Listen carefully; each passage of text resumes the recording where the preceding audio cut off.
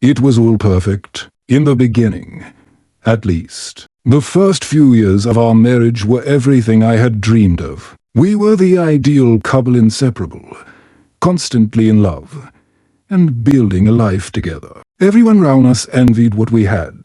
There were no signs, no warning that the calm waters of our life would suddenly be shattered by a storm that I couldn't have seen coming, even if I had known to look. When I met Daniel, I thought he was the one. He was kind, charming, and attentive. He made me feel like the most important person in the world. And in return, I loved him with all my heart. I couldn't imagine my life without him. We shared everything: our hopes, our dreams, our plans for the future. We even talked about starting a family one day. It felt like a fairy tale, one that only existed for the lucky few. We got married, surrounded by friends and family. All spoke of how lucky we were to find each other. It was supposed to be the beginning of forever. But I didn't know it then. I didn't know that forever could be shattered in a single moment. It started subtly at first. Small things I could ignore.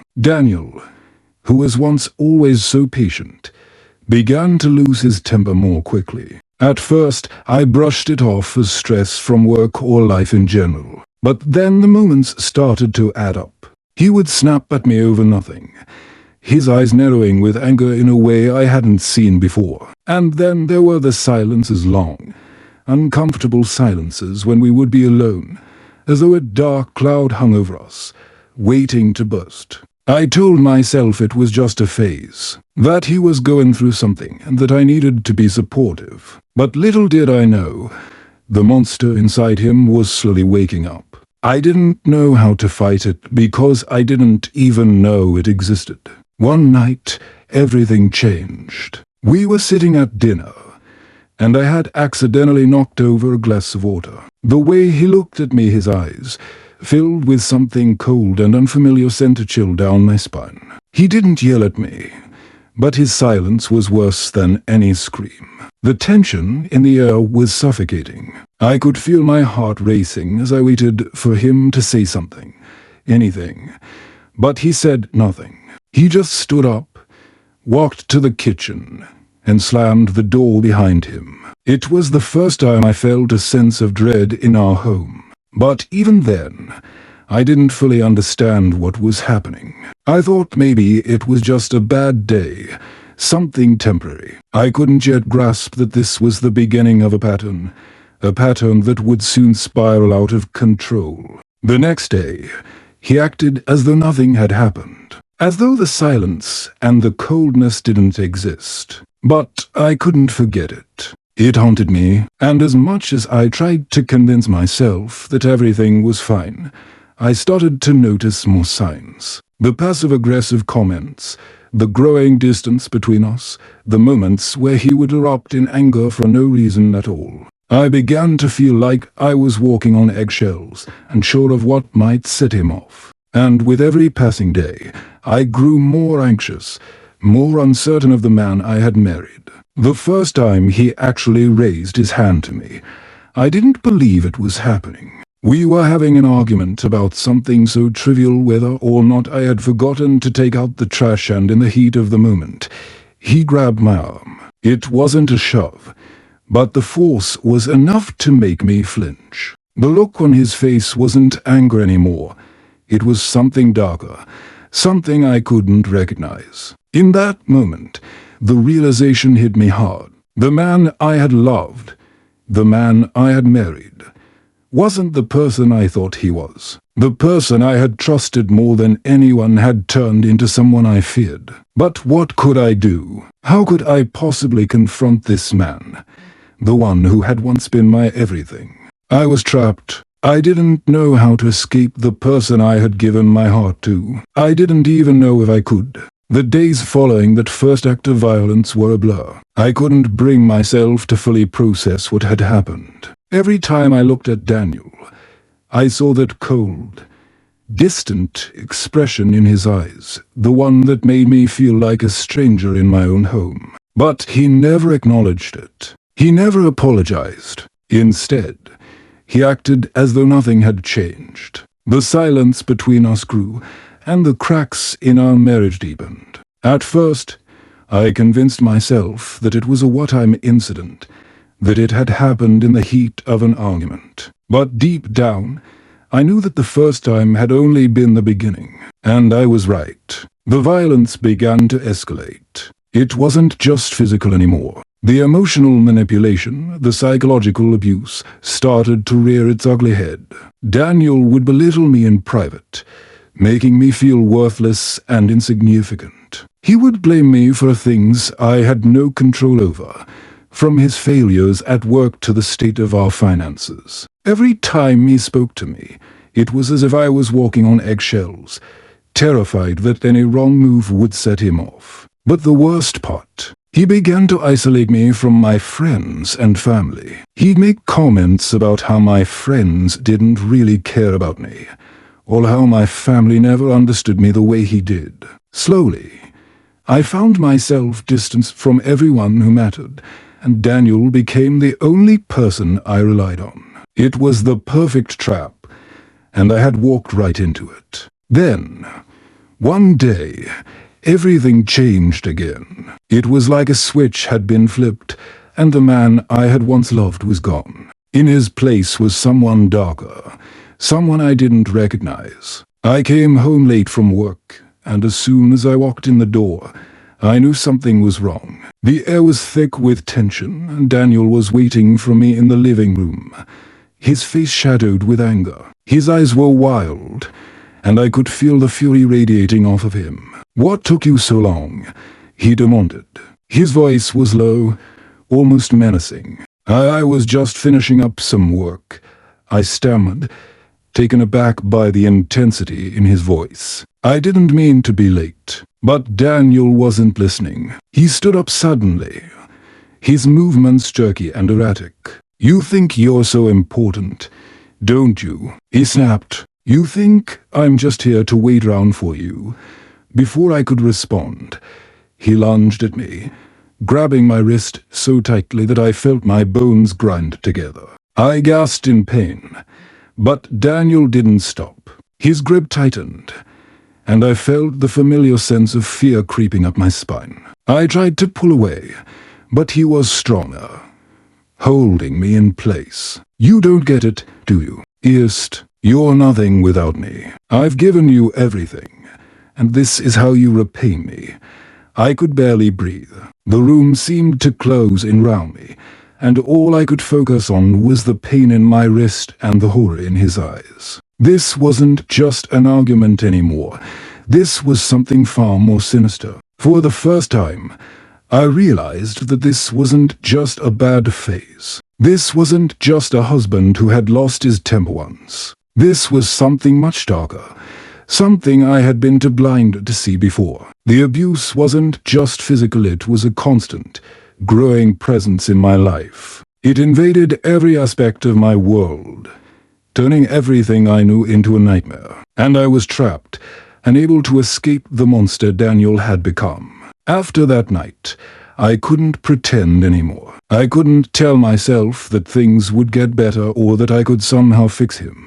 I knew I had to make a choice, but I didn't know where to begin.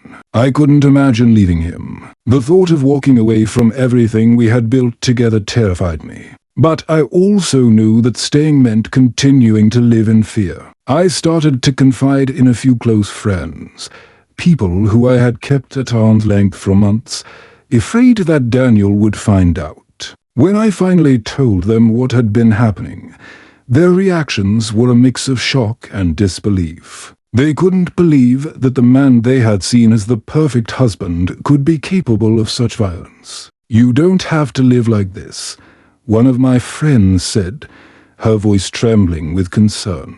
"You deserve better. You don't have to stay in this relationship." But how could I leave? Where would I go? I felt like I had no options. Daniel had isolated me from everyone, and now I felt like I was drowning in the very life we had built together. But slowly, the pieces began to fall into place. I couldn't continue to live in fear. I couldn't let Daniel destroy me any further. I had to find the strength to stand up for myself, even if it meant losing everything. It wasn't easy. Every day felt like a battle, and there were moments when I doubted myself, when I wondered if I was strong enough to escape.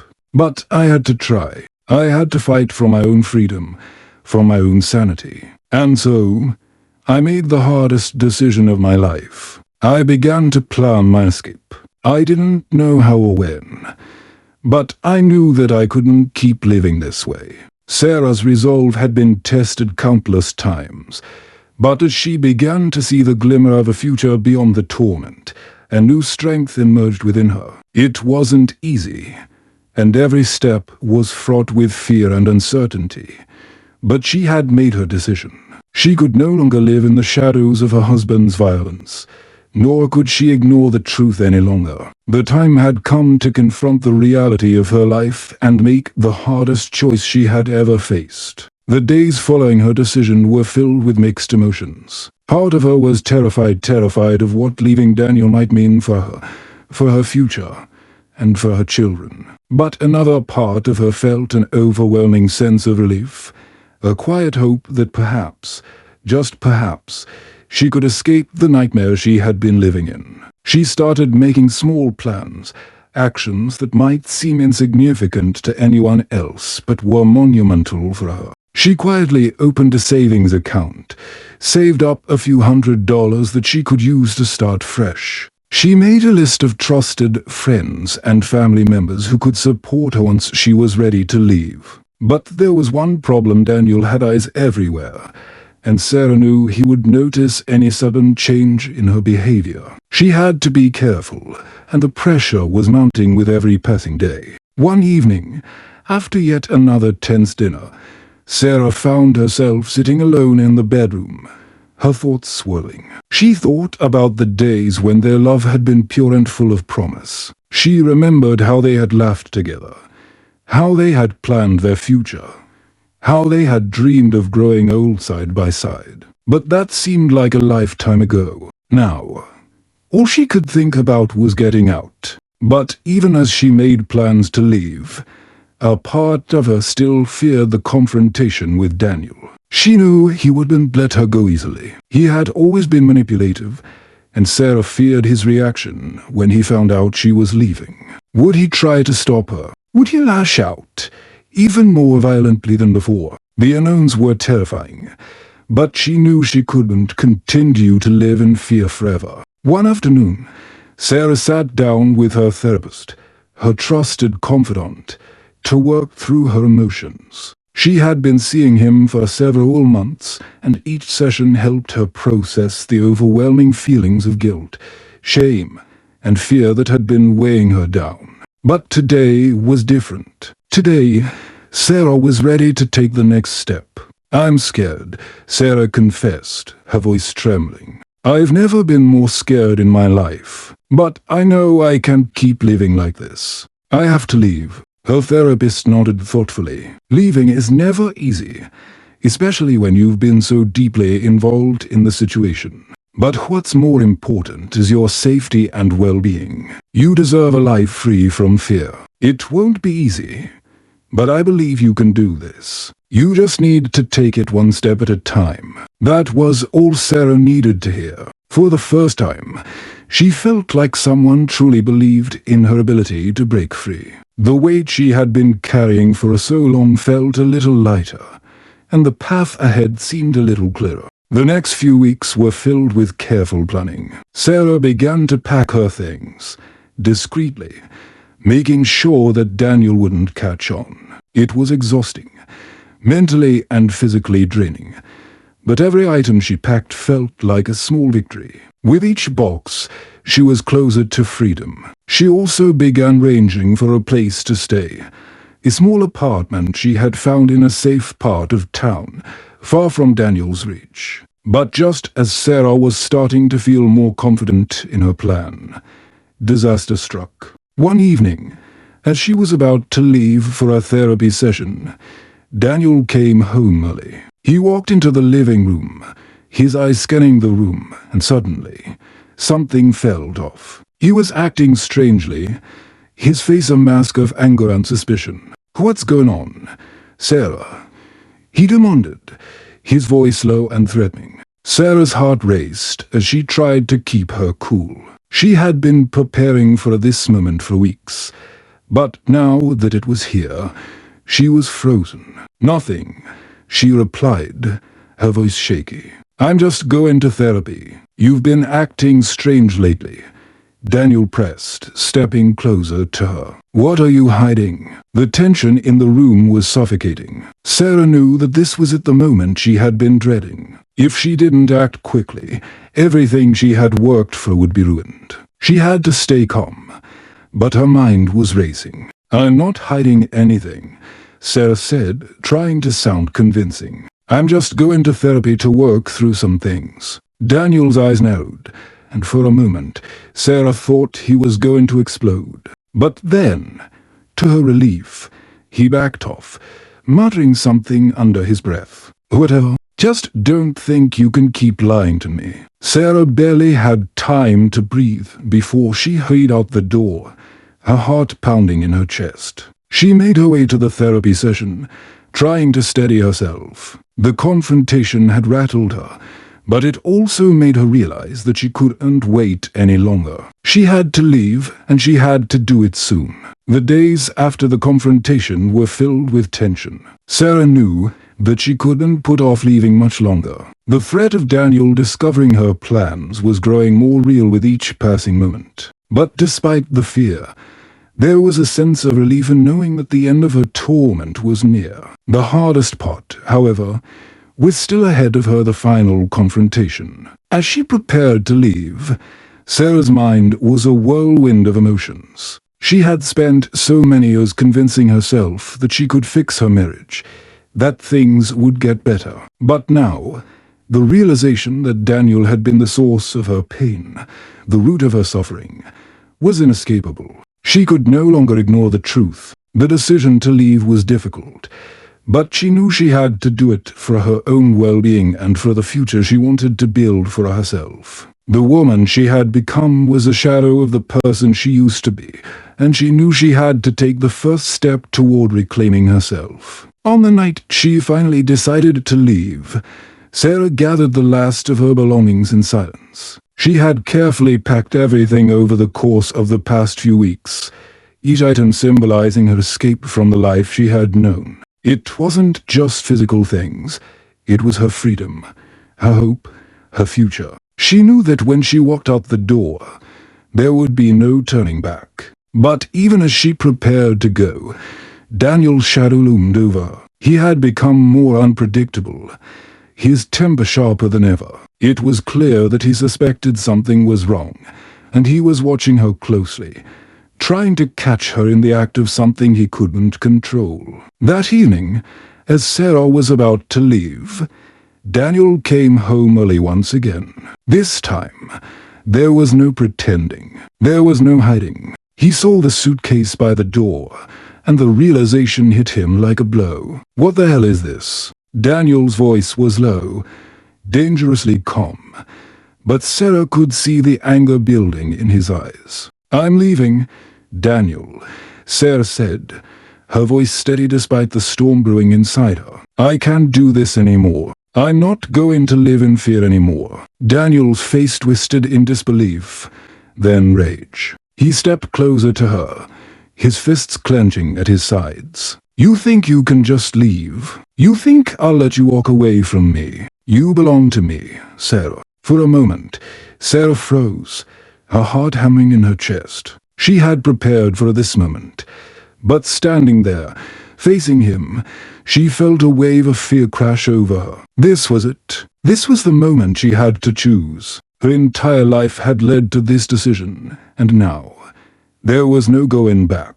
"I'm not your property, Daniel," she said, her voice stronger now. "You've hurt me for too long, and I won't let you control me anymore." The words hung in the air, heavy with the truth that Daniel couldn't deny. But instead of backing down, he lunged forward, grabbing her arm with such force that she winced in pain.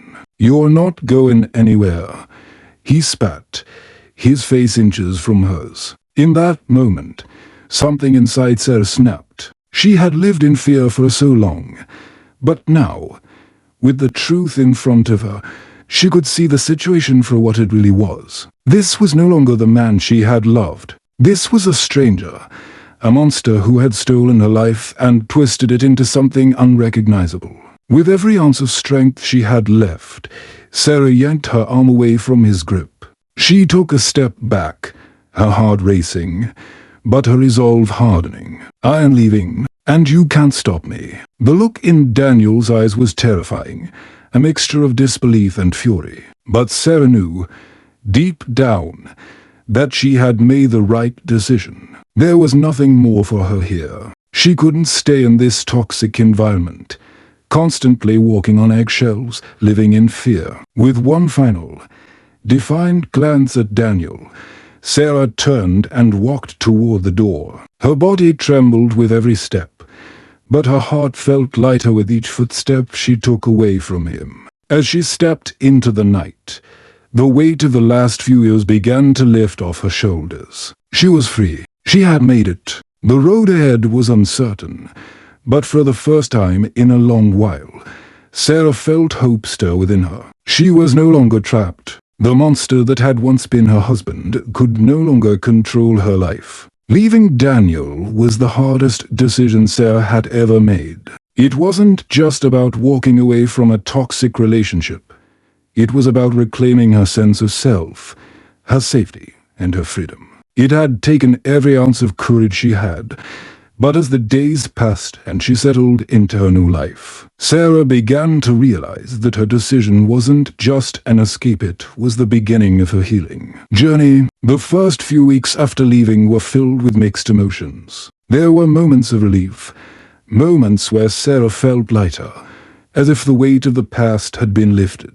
But there were also moments of doubt and fear. She had been with Daniel for so long that it was hard to imagine life without him, even though she knew she was better off without the abuse. She would often find herself staring at the empty space beside her in bed, remembering the way things used to be before the monster emerged. The past would occasionally creep back in, like an unwelcome visitor, but Sarah refused to let it dictate her future. In the quiet of her new apartment, Sarah began to rediscover herself. She picked up hobbies she had forgotten about, called old friends she had lost touch with, and started going to therapy.